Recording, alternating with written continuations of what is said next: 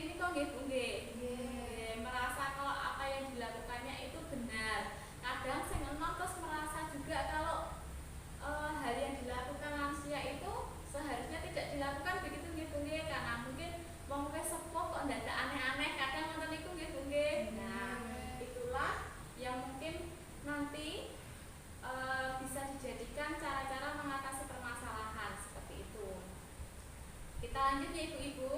Tadi kan sudah dibuat kelompok satu tadi kondisi fisik yang kartunya merah, kemudian kelompok 2 kelompok psikososial yang kartunya biru, dan kelompok 3 itu kelompok spiritual yang kartunya oranye. Nah ibu-ibu, kita berkelompok lagi untuk membahas ataupun mendiskusikan ya Bu ya, lebih tepatnya mendiskusikan tentang apa yang nanti akan saya tanyakan. Monggo ibu-ibu bisa mencatat dulu soalnya supaya nanti didiskusikan bersama dengan kelompoknya. Kelompok 1 dulu untuk yang kondisi fisik. Pertanyaannya adalah apa yang sebaiknya dilakukan pada lansia agar lansia sehat dan bahagia. Kemudian kelompok 2 pertanyaannya, hal-hal apa yang tidak boleh dilakukan pada lansia? Kelompok 3 pertanyaannya, bagaimana menghadapi lansia yang sulit perilakunya? Sudah dicatat Bu? Sudah Mbak. Perlu diulangi mboten? Nggih. Baik, saya ulangi sekali lagi ya Bu ya. Kelompok 1, apa yang sebaiknya dilakukan pada lansia agar lansia sehat dan bahagia? Kelompok 2, hal-hal apa yang tidak boleh dilakukan pada lansia? Kelompok 3, bagaimana menghadapi lansia yang sulit perilakunya? Sudah? Sudah ya Bu ya? Baik, nah sekarang soalnya sudah dicatat, monggo ibu-ibu saya beri waktu 5-7 menit ya Bu untuk mendiskusikan bersama kelompoknya. Silahkan ibu-ibu. Ini yuk. Sek pulpen kuning. Bisa dicatat Bu hasil jawabannya.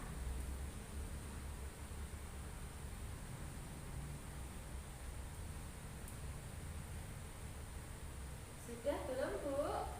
Belum Mbak. Belum Mbak. 2 menit lagi ya Bu ya. Iya. Ini kamu ditulis.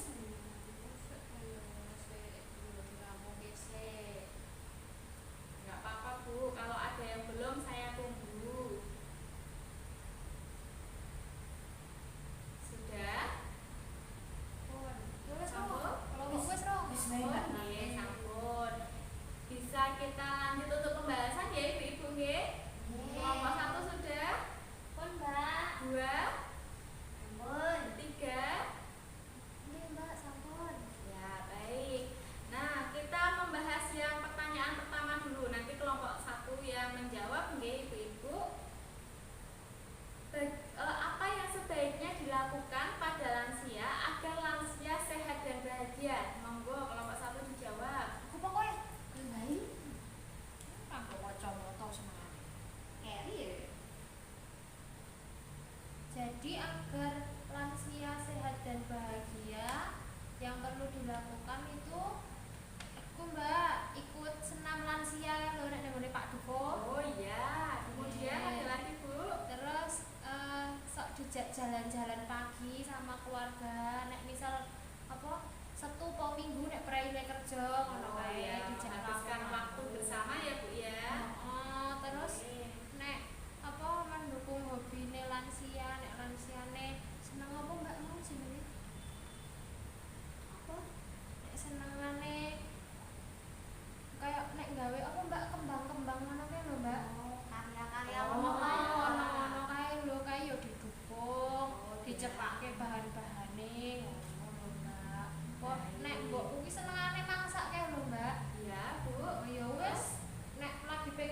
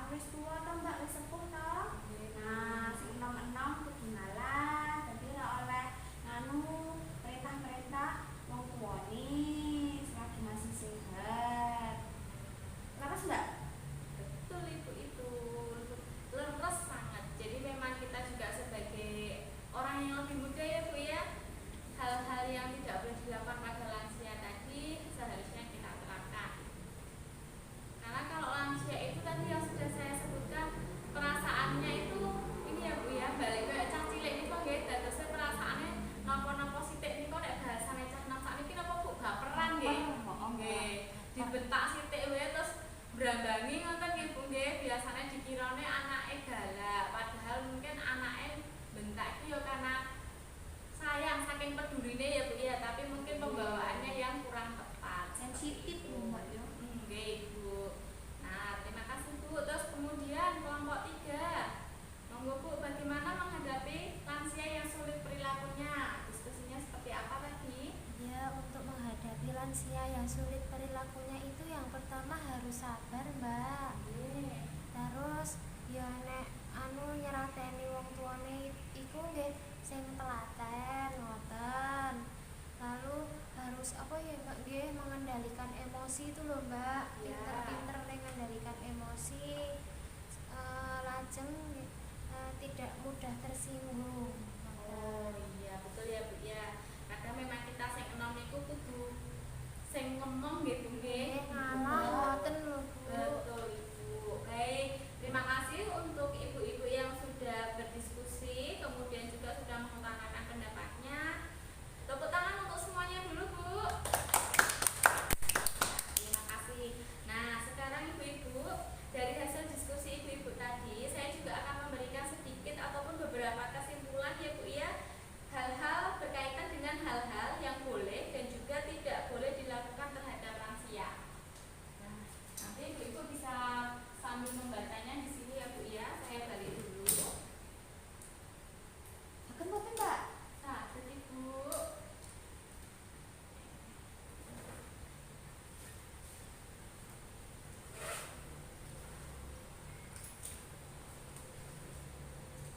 Nah, baik. Kita lihat ke depan semua ya Bu ya. Nah, tadi hal-hal yang tidak boleh dilakukan dan juga boleh terhadap lansia itu kita harus paham terlebih dahulu Ibu tentang prinsip melayani lansia. Jadi kalau kita menghadapi lansia, cara kita melayaninya itu seperti apa kita harus tahu. Seperti contohnya Bu, yang pertama, tidak memberikan stigma atau cap kepada lansia. Kemudian yang kedua, tidak mengucilkan. Kemudian menghindari sikap sensitif, misalnya mudah marah atau tersinggung. Selanjutnya tidak membesar-besarkan masalah. Kemudian menghindari sikap belas kasihan yang berlebihan. Kemudian kemandirian, memberikan kesempatan kepada lansia menunjukkan kemampuannya. Dan yang terakhir, keluarga sebagai sumber pemecahan masalah. Jadi nanti dalam melayani lansia ibu bisa menerapkan prinsip ini ya Bu ya. Iya Mbak. Oke, selanjutnya, kalau tadi menemui lansia yang sulit, terus gimana Mbak penyelesaiannya? Cara menghadapi lansia yang sulit perilakunya, kita bisa menerapkan 1. Tetap menghormati dan menghargai lansia sebagai orang Tua.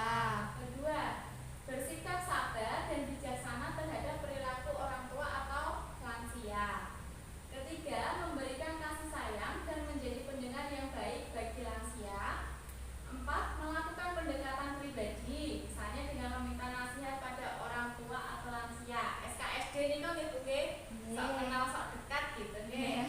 Kemudian yang terakhir, memberi kesempatan terhadap apa yang disukai lansia, termasuk kapan ia mau mandi, apa yang ia mau makan, dan juga apa yang ia mau kerjakan sepanjang tidak membahayakan dirinya. Seperti itu ibu-ibu. Ini nanti bisa dicatat atau mungkin difoto ya Bu ya. Terus nanti disimpan di HP-nya untuk pengingat kita. Seperti itu. Kantor kae wis moto kae. Kok Iya. di-share grup ya Mbak? Ya, di-share ya Bu ya nanti hasil fotonya ya Bu ya. Nah, begitu ibu-ibu sekalian. Kira-kira sampai sini ada yang mau ditanyakan tidak Ibu? Dereng Mbak. Belum ada ya? Iya. Baik, kita lanjut ke materi selanjutnya